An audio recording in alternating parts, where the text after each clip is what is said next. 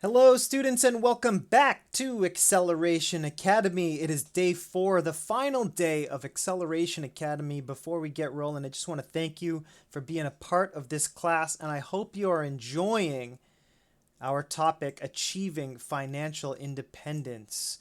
All right, I hope you think of this class, and I hope you remember the lessons learned from this class as you grow into your careers, as you grow into your college or trade school education, and as you start making moves later on in the life. I really hope that these life lessons and suggestions, stick in your mind, and I hope they're very helpful for you. So, that being said, let's jump right in. Day 4, here we go. Quick recap of what we've learned already. First off, we started on Tuesday with budgeting. The goal of budgeting is to create a surplus in our monthly budget. Remember, we talked about having income, that's money coming into our account, usually through a paycheck, but sometimes other methods, and having expenses. That's all the stuff we have to pay for, our groceries and our car payments, mortgage, rent, all those bills we got to pay. We want to make sure that we have higher income than expenses. The money left over, that cash that we have left over at the end of the month, that is called surplus. What do we do with that surplus now? First off, we create an emergency fund. Definitely the first step, most important step, and then we move on to these 3 other things. Next thing that you should spend your surplus on is education expenses. Why? Because the more degrees that you have, the higher your earning potential is. So on average, as we learned in class on Wednesday, the more degrees that you have, the more money that you can make in income over time. Remember how we said, how important is it to make sure that you're having high levels of income, low levels of expenses, right? How do we keep those incomes high? For most people, more education equals more income. Okay, it's going to be tough to find a really good job. Sometimes it takes some searching, but once you find it, stick with it. Be ready to roll from different job to job. If you have a good education and a good solid education, more likely than not, you will have a solid income. What's the next thing that you should do with your surplus? You should be investing. Now, I always say this is what separates the wealthy people from everybody else in society. Wealthy people have a surplus that allows them to invest early and often in life. Remember the different apps that I told you about yesterday? You can get an app like Robinhood or Webull. These are investing apps that are aimed towards young people. You can also use old school investing apps like Fidelity and Charles Schwab and TD Ameritrade. All of these apps, which of course you can access them on desktop, laptop, whatever, you don't have to pay any fees. You don't have to pay any commissions to trade on these apps. All right. All you have to do is link your checking account and you can invest in all of the interesting companies and index funds and mutual funds that we talked about yesterday. Remember, investing is all about buying assets that are going to be worth more later on in life. All right. And historically speaking, index funds and stocks are a couple examples of equities that you can now just buy online with no fees that will gain value over time. Definitely want to be investing. I love talking about investing. It's fun, it's interesting, and it makes you money. Today we're going to talk about retirement. What's the last thing that you should be doing with your surplus? You should be saving and investing for retirement. So, when we talk about retirement, a lot of the same strategies are happening here that we talked about yesterday. So, obviously, I put the investing lessons before the retirement lessons because we're kind of reusing some of those life lessons that we learned from investing to save for our retirement. All right. Now remember, retirement is not about sitting in a rocking chair and watching the days go by. No, you want to retire and you want to enjoy life. I know for me, I want to play a lot of video games. I want to travel. I want to go to Super Nintendo World in Japan. I want to go and visit all my family chilling in India. I want to go to every cricket stadium in the world. I got all kinds of cool stuff that I want to do. That's why I changed the picture in this little icon here, right? No more guy walking around with a cane slowly around the living room. No, Retirement, you can choose what age you want to retire. For some of us, that might be 40, 45, 50, 55, 60, whatever. You get to choose. If you're able to achieve your financial independence, if you're able to have enough money to retire at a younger age, you can choose to retire. All right. Just remember, retirement means that you're not working anymore. So you're not making a regular paycheck from a job. So how are you going to fund all this cool stuff that you want to do in life? How are you going to have enough money saved or enough income to cover your travel and your other expenses? Travel is a fun thing, you know, your basic expenses like your transportation, your groceries, your mortgage or rent, that sort of thing. So that's what we're going to jump into today. Retirement saving. Disclaimer, I've read this to you before. I'm going to read it again just so that we're clear. Remember, guys, I am not a financial advisor. I am an English teacher. Do your own research before making important financial decisions. Talk to a professional if needed. Go to your local credit union. That's a great place to start, okay? Remember, I am an English teacher. I have a professional license to teach English. It's a great job. I love it. I do not have a professional license to give financial advice, okay? So keep that in mind. I am just a guy. I'm a guy who loves to research money, a guy who loves to talk about investing, a guy who loves to compare strategies, okay? I'm really into it. I'm passionate, but I am not a financial advisor, so please keep this in mind. Talk to a professional if you'd like, okay? Do your own research before making important financial decisions. So here we go. Some instructions for today. First thing that you're going to do is finish this day 4 vocab assignment. All right, day 4 vocab, you're going to learn about all the important terms when it comes to saving for your retirement. Yes. Take a quick break after you finish your vocab, okay? Grab some water, grab some coffee if that's your thing, get some fresh air, and then you're going to jump into day 4 reading. This one's probably going to take you the longest, a solid hour. Once you finish your reading for the day, a great nonfiction text, once you finish that, you're going to take another break. Take 5 minutes, do your thing, get some fresh air. I like to take a break from the screen once in a while. All right, I know you probably want to check your phone, check your social media and all that good stuff, but you know, if you want to rest your eyes a little bit, chill, relax, 4 hours in front of the computer is a lot. Once you come back from break, day 4 writing, you're going to write me a 2-paragraph mini essay about what you learned in class today and what your plans are for the future. So, quick recap. What is financial independence? We've gone over this term a lot. One last time, here we go. Financial independence is going to mean a different thing for everybody. For me, financial independence is just having enough money to do whatever you want. So when you don't have to stress about money, basically. We all have expenses that we have to pay for. For a lot of us, it's groceries and rent and transportation fees.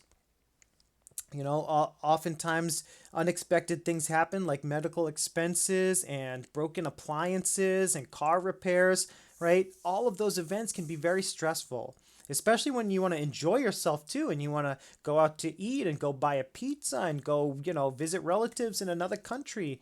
All that stuff gets stressful when you have to pay for all of it. So achieving financial independence means you have enough money to do all of these things and not stress. Not stress about your expenses, not stress about buying a plane ticket to go see your grandma, stuff like that. Financial independence means you've got the money to do whatever you want. You're free.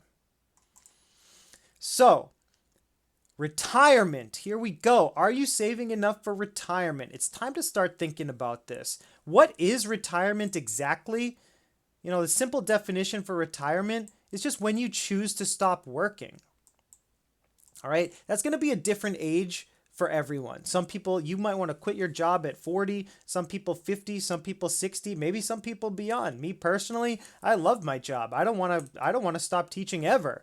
You know, I want to work well into my 60s because I really like my job. I feel like it keeps my mind sharp. It keeps me motivated. It keeps me excited. I like helping high school students, So for me, financial independence is about having money freedom. It's not necessarily about retiring early.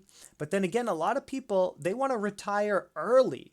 They want to have the ultimate freedom where they're not tied down to a job. So, how can we save for retirement? How can we plan our income so that we're able to make money and do whatever we want when we're retired?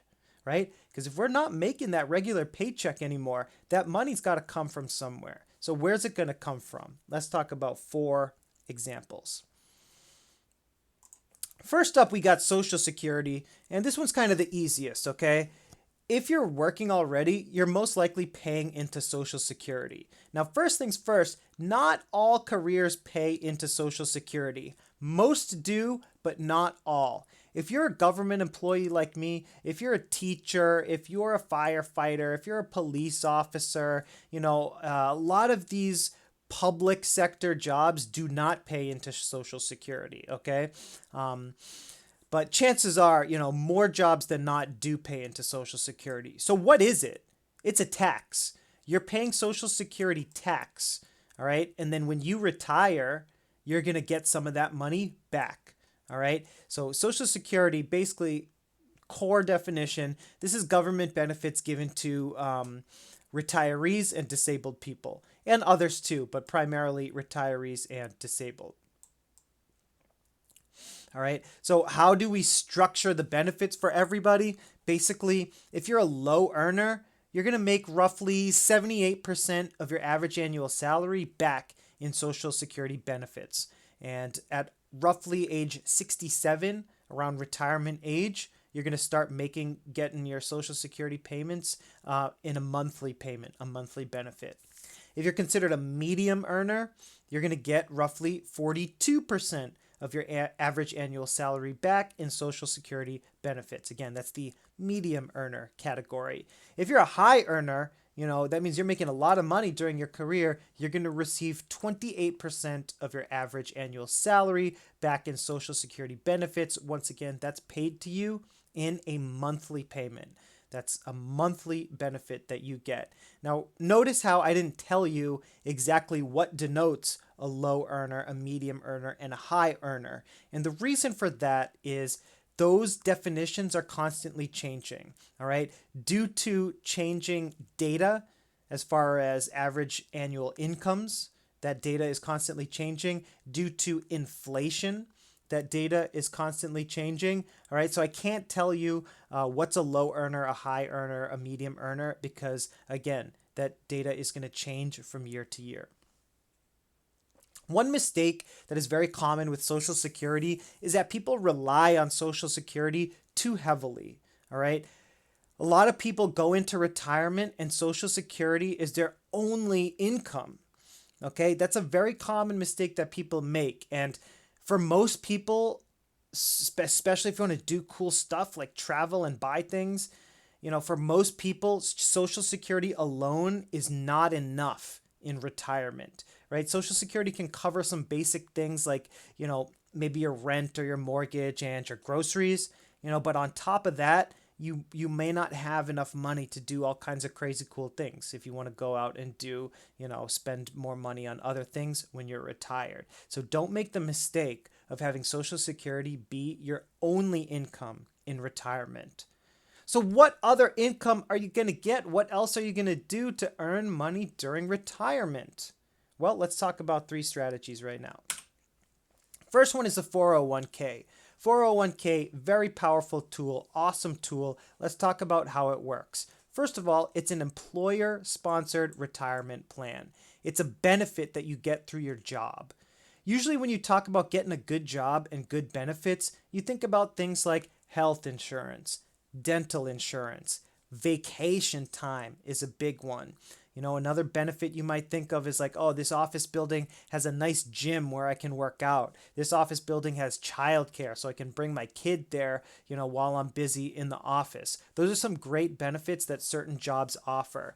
We don't always think about the retirement benefits, but if you're talking pure cash, if you're talking pure money, the most valuable benefit that you can get from a job is a retirement plan, all right? A 401k is a retirement plan sponsored by your employer.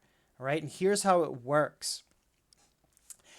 Every paycheck, a certain amount of your pay is taken out of your paycheck and put into your 401k account.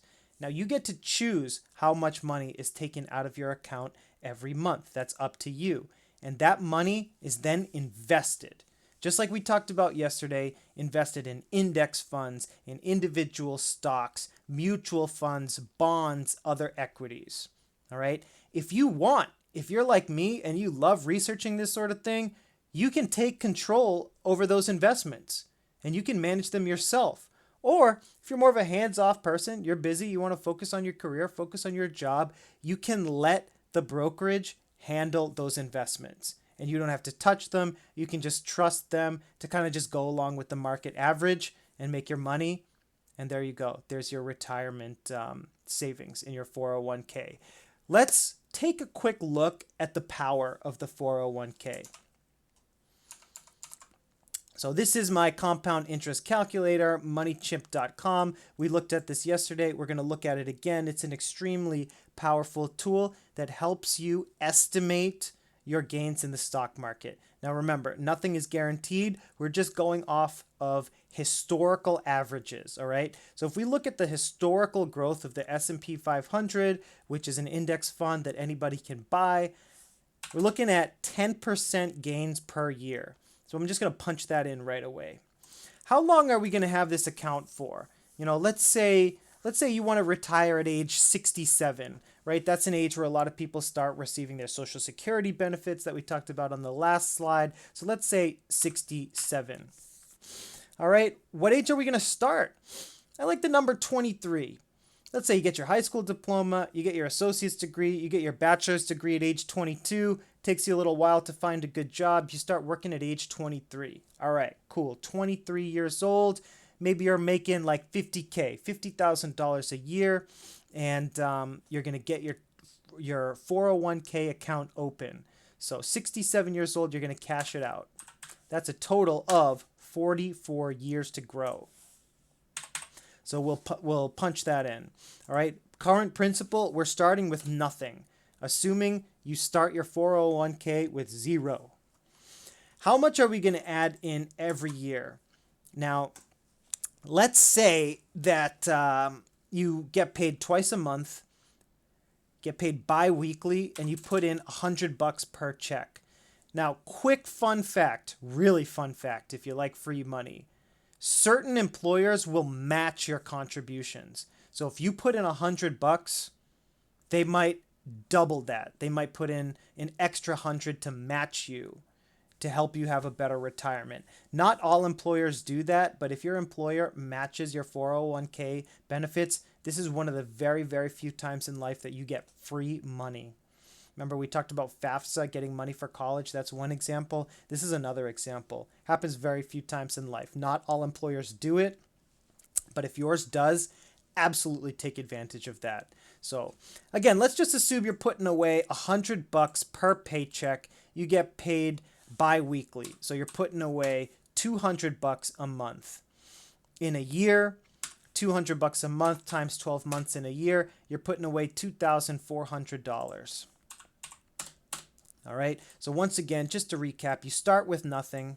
You're putting away $100 per paycheck, getting paid bi-weekly. That's $200 a month. That's $2,400 a year. You're letting that grow from age 23 all the way up to 67 for 44 years at a growth rate of 10%. Remember, that is the S&P 500 average annual return. Take a guess. Just tell me, what do you think we're going to end up with by the time we retire? Take a quick guess and I'll calculate in 3, 2, 1. Here we go. $1.7 million. $1,722,971.61 to be exact. You have a pretty nice retirement with 1.7 mil. You will have to pay taxes on those gains though. Okay, keep that in mind. Wouldn't it be cool if you could make all that money and not have to pay taxes on it? Man, that would just be awesome. If only there was a way to do that. there is, in addition to your 401k, you can also start a Roth IRA. Remember how hyped I got yesterday talking about index funds, how index funds are a secret. It's a secret that the wealthy have to getting rich. It's like the life hack that you can use to make a lot of money as just a regular average person if you're able to save over a long period of time. I was so into the index funds from yesterday. I feel that same passion towards the concept of a Roth IRA. Roth IRA is amazing. I get hyped talking about Roth IRA. Why? First of all, it's just an individual retirement account. This you got to start on your own. Your employer is not going to do this for you. This is where the IRA comes from. IRA stands for Individual Retirement Account. What makes it so great, mister? Why are you so hyped about a Roth IRA? Because you don't have to pay any taxes on it. Oh man, what an amazing benefit. Remember, 401k we just talked about, that you got to pay taxes on. Your regular investing account that you're starting on your own on Robinhood or Webull or whatever app you prefer, right? You got to pay taxes on those gains. Roth IRA, no tax. Just like the 529 account, just like your education account that you started from yesterday. No taxes. Amazing. All right. Here are the caveats. Maximum contribution of $6,000 per year, which for some people, it's tough to scrounge up $6,000 per year. You have to wait until age 60 to cash it out. The only reasons you're allowed to cash it out before age 60 are medical emergency, caring for a newborn baby, if you're a first-time home buyer, or you're paying off education debt. Those 4 categories, you're able to cash out earlier than age 60, but for most people, you let this ride until age 60. And you can put up to $6,000 a year. You can start this even before you're age 18. As long as you're making any type of income, like if you're working any type of job, again, even if you're like 16 or 17 years old, you can start one of these accounts. All right. You don't have to be 18 to start a Roth IRA. So what happens with the money when you put it in a Roth IRA? Well, just like your 401k, just like your 529 account from yesterday, just like any regular investing account, you invest that money in stocks, index funds, bonds, mutual funds, other similar equities. Right? If you have any questions about what those equities are, just let me know. We can get into the details of those. But, long story short, you're exposing your savings to the stock market. And over a long period of time, if you're letting that sit from age 18 until age 60, you have a long time to let that money grow. That's where the money's really at. So let's look at the power of the Roth IRA here in our compound interest calculator, aka my favorite website ever. All right. Again, let's say we start with nothing, right? Current principal, 0. How much money are we going to put in this thing? All right. Let's say we try to max it out. The limit, the legal limit for putting money into your Roth IRA is $6,000 a year. At a certain point, I think it's somewhere in your 50s, you're allowed to start putting in $7,000 a year. So that number does change eventually. But just for simplicity's sake, let's stick with the $6,000 a year. Okay, we're going to add $6,000 per year into our Roth IRA. That's called maxing out your Roth. All right. I mean, it sounds tough, $6,000 a year, but imagine you get a decent job in the last example where you've got an associate's degree, you got a bachelor's degree, and you're age 23 and you're making $50,000 a year. $50,000 a year. I know you're going to have other expenses, but if you make sure to put money in your Roth and max out your Roth, you're still left with $44,000 a year for your other expenses. So how long are we going to let this grow? Like I said, maybe by age 23, you've got either your trade school degree or your bachelor's degree, and you're starting this thing at age 23. Let's cash it out when we're 60. Yeah, how about we cash it out at age 60? Why not? 60 minus 23, we're letting this thing ride for 37 years. All right. Interest rate, we're going to go with the same 10%. Why? That is the historical average return for the S&P 500. So if you buy the simplest investment product, which is the S&P 500 index fund, your historical growth rate for that fund is 10% gains per year. All right. So 6,000 per year for 37 years at a growth rate of 10%. Take a second. I'll do the countdown. Take a guess how much money we're going to be making in our Roth IRA. Ready? 3, 2, 1. Here we go. $2.17 million. And that's at age 60. If you start maxing out your Roth at age 23, $2.17 million. That is pretty sweet.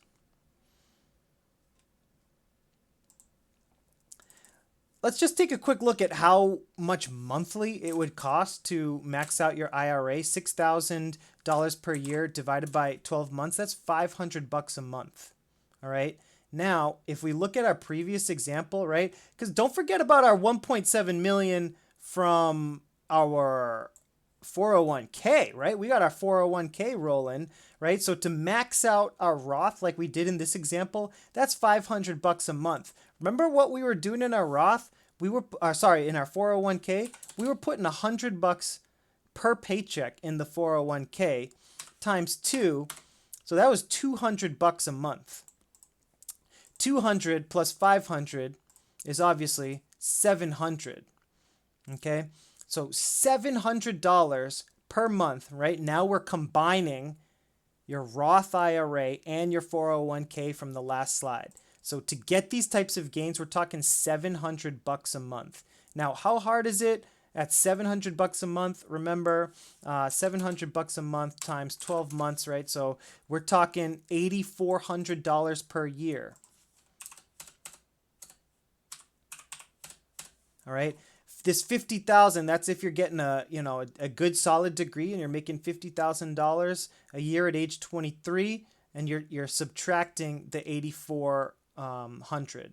All right, so 50,000 minus the 8,400 needed to invest. Right, you're still left with $41,600 for your expenses. Right, so it costs you $700 a month. And what did we have in our 401k? We had 1.7 mil in our 401k plus 2.1 mil in our Roth IRA. We're talking over $3.8 million in your 60s. How do you become a multi-millionaire in retirement? You save $700 a month. That's what you do, and you invest it. So $3.8 million if you combine the power of the 401k and the Roth IRA. And remember that Roth IRA, that 2.1 million we just came up with. Remember, we're not even paying taxes. It's unbelievable. We're not even paying taxes on $2.1 million. Love it. Love it. Beautiful country, man. It's it's not the perfect country, but if you know the systems and you put them to work for yourself, if you know what you're doing, then you can make it work. You can achieve the American dream. That's what it's all about.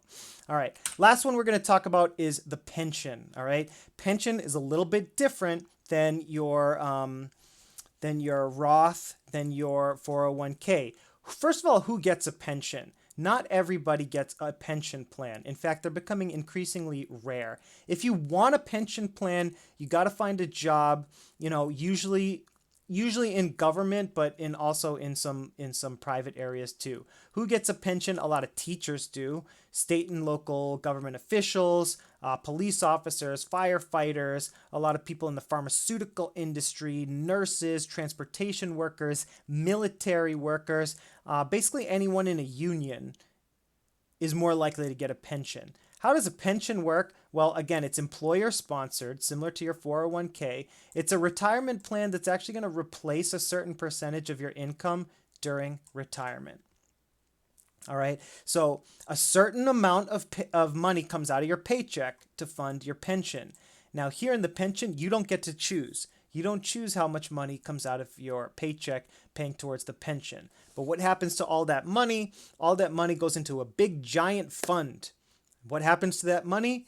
You guessed it. It's invested. That money is exposed to the market, index funds, mutual funds, stocks, bonds, and other equities, right? So that big giant pile of money can all grow. Then when you retire, you're going to make a certain amount of your salary back. You're basically getting a paycheck while you're not even working. All right. It's basically like Social Security on steroids, right? You're making a ton more money than you are on Social Security, right? So it's going to be different depending on what job you have. But like if you work at the same job for like 30 years, like a really long time, then you can usually make like 80% of your average annual salary in retirement, which is wild. That's a lot of money, especially when you're not working, right? So, for example, if you're making $80,000 a year, if that's like your highest salary, over the course of your career, $80,000, and you're working at it for a long time, like 30 years, like I said, 80% of that is $64,000.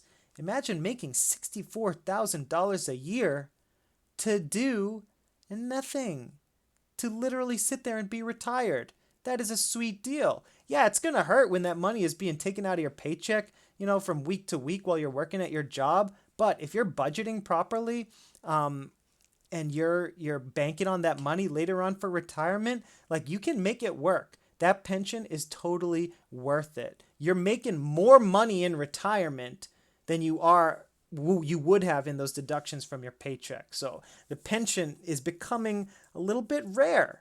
You can still get a pension, like I said, teachers, government workers, firefighters, police officers, like union workers, a lot of the trades offer pension plans if you're in like the electricians union or the plumbers union or something like that.